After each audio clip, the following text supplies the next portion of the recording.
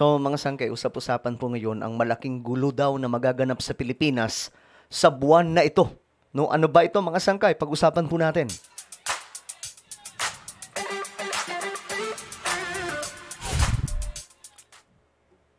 Alright, magandang oras po sa lahat ng mga nanonood ngayon, sa lahat ng mga solid sangkay. Good day. At ito, pag-usapan po natin mga sangkay itong bali-balita na magkakaroon daw po ng pagsabog o pagputok ng isang malaking gulo sa Pilipinas sa paparating na mga araw sa buwan na ito. Ano nga ba ang mangyayari mga sangkay? Well, mamaya pag-usapan po natin. Anyway, bago tayo magtuloy-tuloy sa mga hindi pa po dyan nakakapag-subscribe, tayo po ay nakarating na sa 1.58 million subscribers. Kung gusto nyo na mapabilang sa dumaraming mga solid sangkay, makikita nyo po yung subscribe button sa baba ng video na to. I-click nyo lamang po yung subscribe, i-click ang bell, at i-click nyo po yung all. At sa mga nanonood naman po sa Facebook, i-follow nyo po yung ating Facebook page. Alright? So, shoutout sa lahat ng mga solid sangkay na nanonood ngayon. Magandang oras sa inyong lahat. Eto na. Ngayon kasi, mga sangkay, bali-balita ito. Itong malaking gulo na magaganap sa Pilipinas dahil may magaganap daw po na massive protest. Ayan, mga sangkay. November 16 to 18, mga sangkay. Ayan, Iglesia ni Cristo has formally requested approval from Quezon City Mayor Joy Belmonte to hold 3-day peaceful rally for transparency. So ito lang naman mga sangkay ay peaceful rally for transparency. So ito mga sangkay dito ang nakalagay lang naman peaceful rally for transparency. Pero kapag may nakita na po tayo na placard na bitbit na mga kababayan po natin nakasapi po mga sangkay sa gagawing protesta na ito, kasi I'm sure hindi lamang po ito INC, may mga papasok po dyan ng mga DDS. Kapag may nakita po tayo ng BBM resign, alam nyo na yan mga sangkay, ang kasunod dyan, people power yan. Pero, ayun na nga po, hindi po magiging madali yan mga sangkay. Ako na mismo magsasabi, magkakagulo sa Pilipinas pag nagkataon. Bakit? Same sa situation noong if you remember mga sangkay, sa mga nakaabot po no noong 1986 yung EDSA rebellion at that time. 'Di ba? Ako di ako nakaabot noon mga sangkay, pero alam po natin yung story, kwento ng mga matatanda at may mga files na makikita po tayo sa Google at maging sa YouTube. Ngayon mga sangkay, magulo nung panahon na yon. Nahirapan bumangon ang ekonomiya. Actually, mga sangkay, nangyayari nung dumaos-dos po tayo. Talagang lumagapak. Ito po yung nakakatakot kapag nangyari ito. Kapag ipinagpilitan yung people power,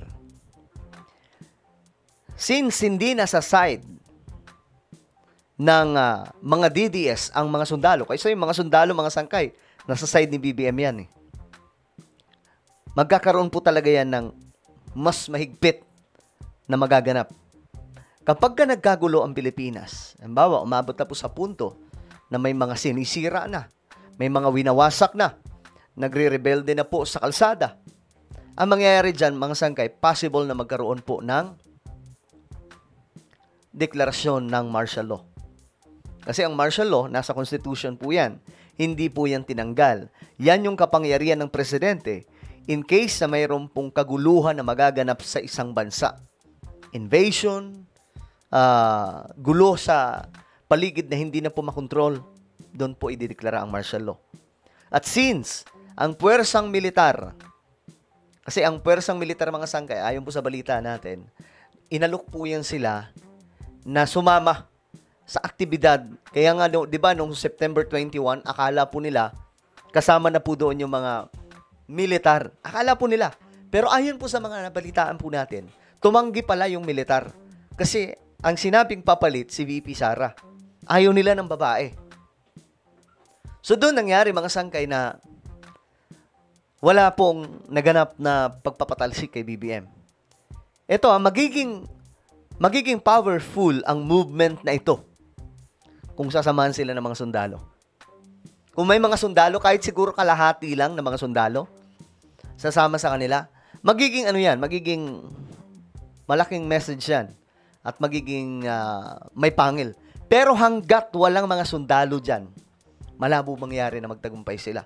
Magkakaroon lang ng gulo sa Pilipinas. Magkakaroon lang po ng gulo. So, ang posibleng mangyari dyan, may mga masasaktan. 'Di ba? Yung bansa po natin, lalong mababaon sa kahirapan kasi yung mga investor, hindi sila papasok agad sa Pilipinas. Mag-hold back sila kasi sasabihin nila, teka lang, nagkakagulo ang Pilipinas. So, bakit nagkagulo? Kasi may nanggulo. Ganun po yun, mga sangkay. So, ganun lang. And remember, sa mga ganitong klaseng movement, kailangan po dyan ng pwersang militar. Ang reason bakit nagtagumpay ang EDSA Rebellion 1 noong panahon ni Ferdinand E. Marcos, yung naalala nyo nun mga sangkay, sila General Ver nasa side ni Ferdinand E. Marcos, kasama pa po niya yung majority sa mga generals.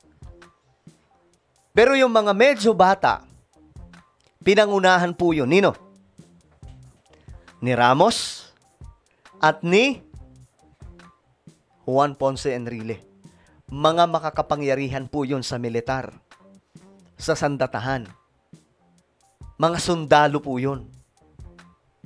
Matataas ang ranggo. At membro mismo ni Ferdinand E. Marcos. Kaya nakuha nila mga sangkay ang siguro mga 40% or 30%, na hindi pala 40%, 30% ng militar nakuha po nila ng puwersa ng Pilipinas. Doon, mga sangkay, nagkaroon po sila ng kumbaga. Pero hindi po yun magiging matagumpay kung wala po doon sa eksena yung mga Amerikano. Kasi binitbit po si Ferdinand E. Marcos eh. Dinala papunta po sa, halimbawa, pumunta po sa mga sangkay, Hawaii. Imbis sa Hawaii, kasi ang balak noon, lumipat lamang po si Ferdinand E. Marcos doon sa kabilang Malacanang, sa norte. May Malacanang po kasi doon. Hanggang ngayon, andun po yun. Yung sa may gilid ng lake. So, ang nangyari, binitbit po siya papunta sa Hawaii. So, doon po naging matagumpay. So, itong magaganap, mga sangkay, mahirap po ito. Sa totoo lang, kahit mapuno po nila yung EDSA, hanggat wala pong mga sundalo na sasama sa kanila, malabo po yan. Maging matagumpay. Ang mangyayari lang, magiging magulo lamang po ang Pilipinas kapag nagkataon, mga sangkay. So, mangyayari, INC versus military ang magaganap dyan. Kasi ang militar, wala pong tiwala kay VP Sara. Kasi nakita naman po natin yung behavior at kung paano yung galaw ng ating Vice Presidente. Wala po siyang pasensya, wala pong pagtitimpi, padalos-dalos ng desisyon. Hindi po pwede yun maging Commander-in-Chief pagka ganyan. Kasi once na ikaw ay magiging Commander-in-Chief, yung desisyon ng militar na nakasalalay sa kung ano ang desisyon ng Commander-in-Chief. Pag nagkamali ang Commander-in-Chief, yari ang militar. Ganun po yun, mga sangkay. Kaya wala po silang tiwala nung sinabi na si VP Sara. So, kung babalikan po natin ang EDSA 1, naging matagumpay po yun kasi sa tulong ng mga bigatin ng mga opisyal ng sandatahan. Andun si Enrile, andun si Ramos. Napinsan mismo ni Ferdinand E. Marcos. Tapos, pumasok pa po ang Amerika. So, ganun po mangyayari. So, kung gusto nila maging matagumpay, maliban po sa rally na yan, kailangan nila kunin yung mga militar.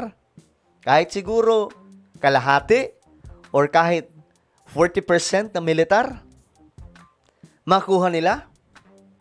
Tapos, kailangan nila ang tulong ng China. Kasi yung Amerika hindi tutulong sa kanila. Nasa side ni BBM yung US eh.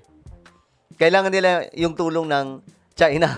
Kailangan nilang kunin si BBM, yung China mismo ang kukuha kay BBM at ipadala sa ibang bansa like Hawaii.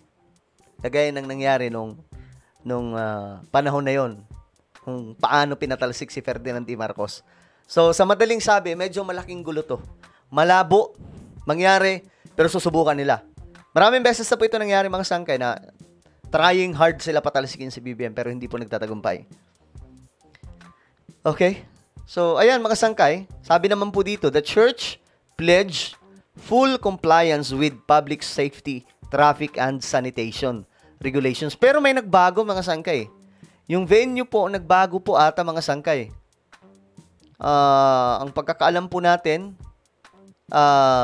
mula po sa People Power Monument, iniba po nila yung kanilang rally. Sabi po dito, on behalf of the Iglesia ni Cristo, we respectfully inform your good office that the church is withdrawing its earlier request to permission to use the People Power Monument site along White Plains, Quezon City as venue for the planned peaceful rally for transparency. Iniba po nila mga sangkay. Hindi na po doon sa may EDSA. Kasi syempre, makaka-traffic po yun. Sabi dito, we understand that our request was still under evaluation and had not yet been approved. After further internal deliberation, the church has decided to hold the activity in another location. Ayan, mga sangkay. Ewan ko kung saan lokasyon to. So, hindi na po doon sa EDSA. Pwedeng sa Luneta or Quirino Grandstand. Well, ano po ang inyong opinion, mga sangkay? Comment down below. Meron po tayong YouTube channel. Ito po ay Sangkay Revelation. Hanapin nyo po ito ngayon sa YouTube. Mga sangkay, kapag nakita nyo na, i-click nyo po yung subscribe, i-click ang bell, at i-click nyo po yung all. Ako na po ay magpapaalam. Mag-iingat pong lahat. God bless everyone.